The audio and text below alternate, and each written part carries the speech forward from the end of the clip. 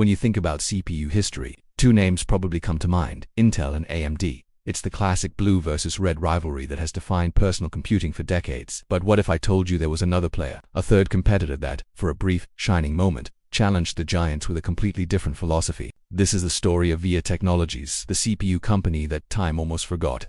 Our story starts in Taiwan, where VIA Technologies was founded.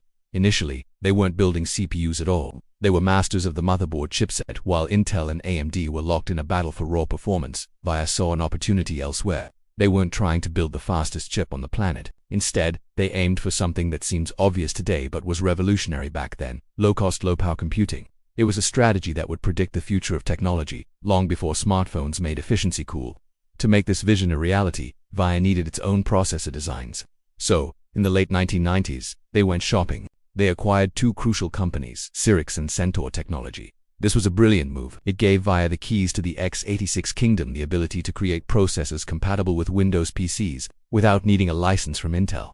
The engineers from Centaur, in particular, became the creative heart of VIA's CPU division, ready to build something new, and build they did. This led to VIA's most famous creations, the C3 and later, the C7 processors. Let's be clear, these chips were not speed demons. You wouldn't find them in a high-end gaming rig, but what they lacked in horsepower they more than made up for in efficiency. Imagine a CPU that used so little power it didn't even need a fan. Some models ran completely silent, produced almost no heat, and sipped electricity. This made them perfect for environments where reliability and low cost were everything. Think office PCs, thin clients for businesses, and rugged industrial systems. Then came 2008, a pivotal year for VIA. They launched the Nano processor, their most ambitious project yet. This was VIA's direct shot at competing with Intel's mainstream core CPUs. On paper, the Nano was technically impressive. It was a modern, out-of-order design that promised a huge leap in performance over their previous chips. But technology is only half the battle. The Nano arrived late to the party. Software and operating systems weren't optimized for it, so its real-world performance often lagged behind the competition. The market had already moved on, and VIA was struggling to catch up. The challenges were immense and coming from all sides. Intel, feeling the pressure in the low-power market, launched its own highly successful Atom processor. AMD responded by aggressively cutting prices on its own chips, making them more attractive.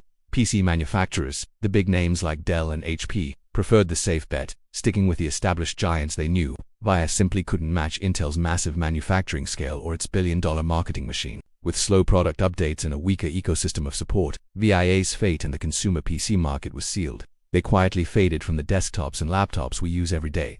But here's the twist: VIA never truly vanished. While they disappeared from the consumer spotlight, their chips found a new home. Today, VIA processors are the silent workhorses inside countless devices you've probably used without even realizing it. They power industrial controllers on factory floors, point-of-sale systems at your local supermarket, and all sorts of specialized embedded computers.